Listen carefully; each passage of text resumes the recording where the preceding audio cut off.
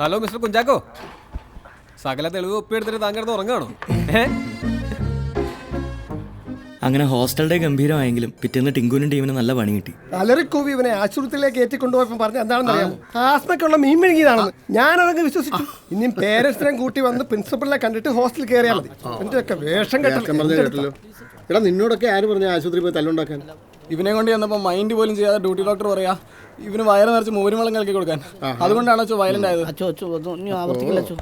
ഇന്നാളത്തെ പോലല്ല, ഇനിയെങ്കിലും നിനക്ക് മാച്ച് ആവുന്ന ഒരു തന്തം കൂട്ടി കൊണ്ടുപോകാം കേട്ടോ. എടാ നമ്മുടെ ഈ അജുല്ലേ, അവൻ ശരിക്കും ആരാ മോനെന്നറിയോ? ഞാൻ കഴിഞ്ഞ ദിവസം ബൈ ചാൻസിൽ അവന്റെ ലാപ്ടോപ്പിലെ കുറച്ച് വീഡിയോസ് കണ്ടു. അപ്പോഴല്ലേ അറിയുന്നത്. എടാ അവൻ ദുബായിലൊക്കെ ഗംഭീര മോഡലായിരുന്നു. പ്ലസ് ടുവിൽ ഞാനും ഇങ്ങനെയായിരുന്നു. 5ാം വരി വന്നപ്പോ എല്ലാം പോയി. അവന്റെ കാര്യമൊന്നും പറയാതിരിക്കുന്നതാണ്. ദൈവം തമ്പരാന് പോലും അറിയില്ല അവൻ എവിടെന്നാ വരുന്നത്, എങ്ങോട്ടാ പോകുന്നത്, ആരാണ്ട് നിർബന്ധിച്ച് ചേർത്തോ. ഞാൻ നിന്നോട് പല പ്രാവശ്യം പറഞ്ഞിട്ടില്ല ഓരോരുത്തരുടെ സ്വകാര്യ കാര്യങ്ങൾ കയറി അഭിപ്രായം പറയേണ്ടെന്ന്. അവൻ ആരുടെങ്കിലും എന്തെങ്കിലും കാര്യത്തിൽ തലയിട്ടിട്ടുണ്ടോ? ഇല്ലല്ലോ. നമ്മളൊന്നും ചെയ്യുന്നില്ലേ. അറിഞ്ഞോ, നമ്മുടെ ഈ ശ്യാം റഹ്മാനിന്റെ 2 ദിവസം കൂടെ ഹോസ്റ്റൽ ഉണ്ടാവുള്ളൂ. ആണോ? അതെന്തുപറ്റി? ഹോസ്റ്റൽ റാഗിംഗ് ഒക്കെ കഴിഞ്ഞ? അതല്ല, കഴിഞ്ഞ ആഴ്ച അമ്മയ്ക്കൊരു സ്ട്രോക്ക് ഉണ്ടായി. ചിലപ്പോൾ ബോധം മറയുന്നുണ്ട്. അച്ഛനും ഒറ്റയ്ക്ക് ഇതെല്ലാം കൂടി ബുദ്ധിമുട്ടാണ്. ഒരു ബൈക്കിലാണ് 3/4 മണിക്കൂർ മതിയെന്ന വീട്ടിൽ നിന്ന്. കഴിഞ്ഞ ദിവസം ഞങ്ങൾ എല്ലാവരും കൂടി സംസാരിച്ചുള്ളൂ ശ്യാമിന്റെ അമ്മയൊന്നൊന്ന് കാണണമെന്ന്. അടുത്ത അവധിക്ക് വരുന്നുണ്ട്. അയ്യോ അത് വേണ്ട, വേറൊന്നുമല്ല. അമ്മ ആരെങ്കിലും പുതുതായി കണ്ട കരച്ചിൽ തുടങ്ങും. അത് കൂടുതൽ പ്രശ്നം ഉണ്ടാക്കിയുള്ളൂ. മുമ്പൊരിക്കൽ പറ്റിയതാ. ശരി, എന്തായാലും ഞങ്ങൾ നിൽക്കുന്നില്ല. അപ്പോൾ മണ്ടേ കാണാം. ബൈ.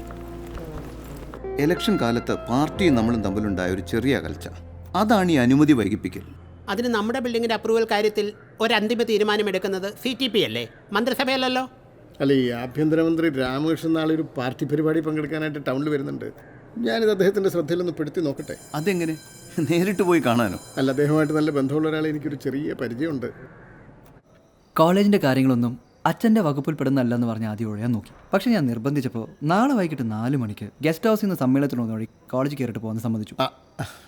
പിന്നെ അച്ചോ, എനിക്ക് ചെറിയൊരു റിക്വസ്റ്റ് ഉണ്ട്. നമ്മുടെ ആ ബിയർ കേസ് പ്രതികളോടെ ഇത്തവണത്തേക്കൊന്നും എടാ, അതൊക്കെ പ്രിൻസിപ്പാൾ അച്ഛൻ്റെ കയ്യിലേക്ക് പോയ കേസല്ലേ? ഞാനതിലെന്നാ ചെയ്യാനാ? അച്ഛനൊന്നും ചെയ്യണമെന്നൊന്നുമില്ല. പിന്നെ പക്ഷെ ഞാൻ നാളെ അവരുമായി പ്രിൻസിപ്പളിന്റെ റൂമിന് മുമ്പിലുണ്ടാവും.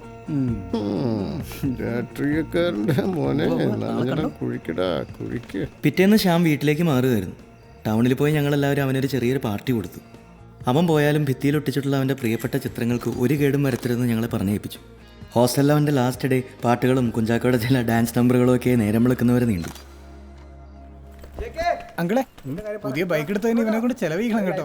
അയ്യോ മക്കളെ, ഇത് തന്നെ ഒരു അധിക ചെലവാ. ഇവന്റെ ബൈക്കിലുള്ള ഈ കോളേജിൽ പോയി വരവ് എന്റെ മനസമാധാനം കെടുത്തുന്നതാണെങ്കിലും ഇവൻ വീട്ടിലുള്ളതൊരു ആശ്വാസം. അതുകൊണ്ട് മാത്രം. അയ്യോ അങ്കിളവൻ ചുമ്മാ പറഞ്ഞതാ. അമ്മയുടെ കാര്യങ്ങളൊക്കെ ഇവൻ പറഞ്ഞിട്ടുണ്ട്. എന്തായാലും നല്ല നമ്പറാ, 12 അല്ലടാ. അച്ഛൻ പറയുന്ന കൂട്ടി നോക്കുമ്പോൾ 6 വേണ്ടായിരുന്നു. അതോർത്തൊന്നും വിഷമിക്കണ്ട, അവൻ ചോദിച്ചു. ബൈ.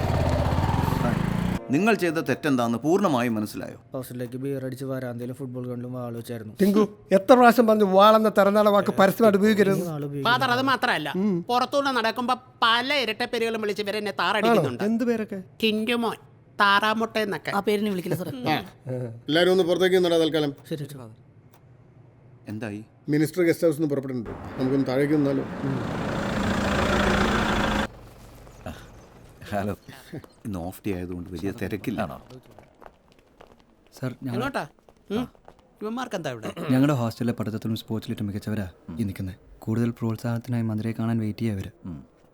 സമയം കിട്ടുമ്പോൾ ഇടയ്ക്ക് ഇവരൊന്ന് വിളിച്ച് കൺഗ്രാജുലേറ്റ് ചെയ്തേക്കണം. സാർ, ഇതാണിപ്പോൾ CTP. കറണ്ട് പോയിരിക്കുകയാണ്, AC വർക്ക് ചെയ്യുന്നില്ല. ഓ, അത് സാരമല്ല. ഒരു കാര്യം ചെയ്യും, തിങ്കളാഴ്ച നിങ്ങളാരെങ്കിലും ഒന്ന് തിരുവനന്തപുരം വരെ വാ. CTP-മാർ സിറ്റിംഗ് ഞാൻ അറേഞ്ച് ചെയ്ത് തരാം.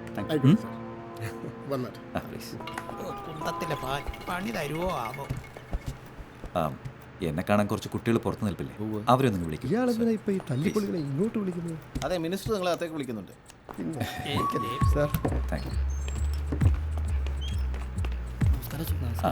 പറയൂ, നിങ്ങളുടെ എന്ത് കാര്യം ഞാൻ പരിഗണിക്കുന്നു? ഇവരുടെ പ്രശ്നം പ്ലീസ് അവർ പറയട്ടെ. ഇവിടുത്തെ ഈ മിടുക്കന്മാരെ പറ്റി ഞാൻ കുറെ കേട്ടു. ഇയാൾ എന്ത് കേട്ടെന്ന്? സാർ, ഞങ്ങൾക്കൊരു ശല്യമില്ലായിരുന്നു പഠിക്കാൻ. കൂടുതൽ ഏകാഗ്രത കിട്ടുന്നൊരു ഹാള് വിട്ട് കിട്ടിയിരുന്നെങ്കിൽ കോളേജിനെ വേറെ ലെവലിൽ എത്തിക്കാൻ പറ്റും. നിങ്ങളുടെ ബിൽഡിങ്ങിന്റെ ആവശ്യകത എനിക്ക് മനസ്സിലായി. ഉടൻ വേണ്ടത് ചെയ്യാം. ആട്ടെ, ഈ കൂട്ടത്തിൽ സ്പോർട്സുകാരൊക്കെയാ? ഇന്റർ യൂണിവേഴ്സിറ്റി മത്സരത്തിന്റെ വാൾപ്പേറ്റിൽ ഞങ്ങളുടെ എല്ലാ സ്വർണ്ണ പ്രതീക്ഷയാണ് സാർ ഇവൻ. ആണോ? സാറിന്റെ കൂടെ പ്രോത്സാഹനത്തിനായി ഞങ്ങൾ കാത്തിരിക്കുകയാണ്. മിടുക്കന്മാർ, ധൈര്യമായിട്ട് മുമ്പോട്ട് വയ്ക്കുക.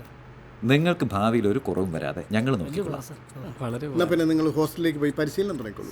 ഞാൻ അങ്ങോട്ട് വന്നു. ഇത് പറഞ്ഞിട്ട് എനിക്കങ്ങ് പോയാൽ മതിയല്ലോ.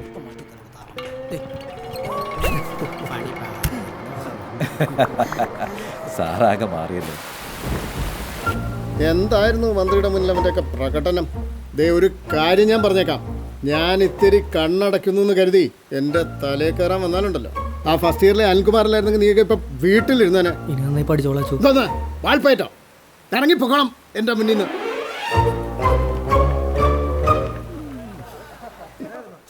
ആഭ്യന്തരമന്ത്രിയുടെ മകനാണെന്ന് അധികമാരും അറിയാണ്ട് അത്രകാലം മറച്ചു വെച്ചെങ്കിലും ബിയർ കേസിൽ രക്ഷാനായതോടെ അനിൽ അത്യാവശ്യം ഹീറോ ആയി. ഒരു എസ്റ്റേറ്റ് മുതലാളിയുടെ മകനായിരുന്ന ടിങ്കു തോമസ് പൊട്ടംകുളം പ്രത്യേകമായിട്ട് അവൻ്റെ ഹൈറേഞ്ചിലെ എസ്റ്റേറ്റിലേക്ക് ഞങ്ങളെ കൂട്ടിക്കൊണ്ടുപോയി. അന്ന് തൊട്ട് ടിങ്കുവും ഷൈജുവും ജോണും ഒക്കെ ഞങ്ങളുടെ സ്ഥിരം കമ്പനിക്കാരായി. പിന്നീട് പല അവസരത്തിൽ ഞങ്ങൾ ആവർത്തിച്ച ഹൈറേഞ്ച് ട്രിപ്പുകളുടെ തുടക്കം മാത്രമായിരുന്നു. വീട്ടിൽ നിന്നും പോയി വരാൻ തുടങ്ങിയ ശ്യാമിൻ്റെ ബൈക്കിലൊട്ടിച്ചിരുന്ന AR റഹ്മാൻ സ്റ്റിക്കർ ക്യാമ്പസിൽ എല്ലാവരുടെയും ശ്രദ്ധ ആകർഷിച്ചു. ഹോസ്റ്റലിൽ നിന്ന് വീട്ടിലേക്ക് മാറിയെങ്കിലും പിന്നീടുള്ള പല ടൂറുകളിലും ശ്യാമിനെയും ഞങ്ങൾ കൂടെ കൂട്ടി. അമ്മയുടെ ആരോഗ്യസ്ഥിതിയിൽ ഒരു പുരോഗമനം ഇല്ലാത്ത അവനെ ഒട്ടും ബാധിക്കാതെ നോക്കണമെന്ന് ഞങ്ങൾക്ക് നിർബന്ധമായിരുന്നു. അവൻ്റെ സംഗീതത്തെ ഞങ്ങളൊന്നും പ്രോത്സാഹിപ്പിച്ചുകൊണ്ടേയിരുന്നു.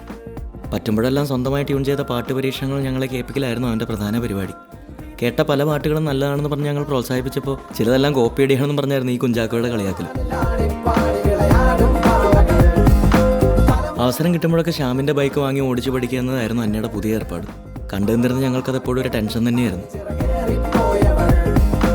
ചില രാത്രികളിൽ അച്ഛൻ്റെ കണ്ണു വെട്ടിച്ച് മസ്താൻ ഞങ്ങളെ ഓരോ ഓപ്പറേഷന് കൂട്ടിക്കൊണ്ടുപോയി. ഹോസ്റ്റൽ ഡേക്ക് ശേഷം ഞങ്ങളോടുള്ള കലിപ്പ് തീർക്കൽ ക്ലീറ്റസും സംഘം അല്പം കുറച്ചെങ്കിലും കുഞ്ചാക്കോയെ മാത്രം വെറുതെ വിട്ടില്ല. തരം കിട്ടുമ്പോഴൊക്കെ അവരിവനെ പൂട്ടി. ഈ ആഘോഷങ്ങൾക്കൊക്കെ ചെറിയൊരു ഇടവേള എന്ന പോലെയാണ് അപ്പോഴേക്കും ഓണാവധി എത്തിയത്.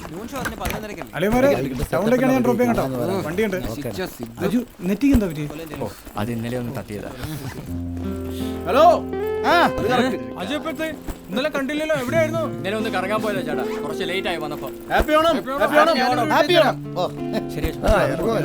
ഹാപ്പി ഓണം. AC ഒന്ന് കൂട്ടിയിടാം. പോകുന്ന വഴി ടൗണിലെ തുണിക്കടയിൽ കയറി അമ്മയ്ക്ക് സർപ്രൈസായി കൊടുക്കാൻ ഒരു സാരി വാങ്ങണമെന്ന് അനിൽ പറഞ്ഞു. അത് കഴിഞ്ഞ് അപ്പോൾ ഇറങ്ങിയ ബാഹുബലി 2 കൊണ്ട് പിരിയാമെന്നായിരുന്നു ഞങ്ങളുടെ പ്ലാൻ. പക്ഷെ ഷോപ്പിംഗ് ഒക്കെ കഴിഞ്ഞെത്തിയപ്പോഴേക്കും ബാഹുബലി ഹൗസ്ഫുള്ളായി. എല്ലാ അമ്മമാർക്കും എൻ്റെ പക്ക ഒരു ഓണക്കോടി. പിന്നെ ഒരു വട്ടം കണ്ടതാണെങ്കിലും തൊട്ടടുത്തുള്ള ഒരു പഴയ തിയേറ്റർ കളിച്ചിരുന്ന PK കാണാൻ കയറി.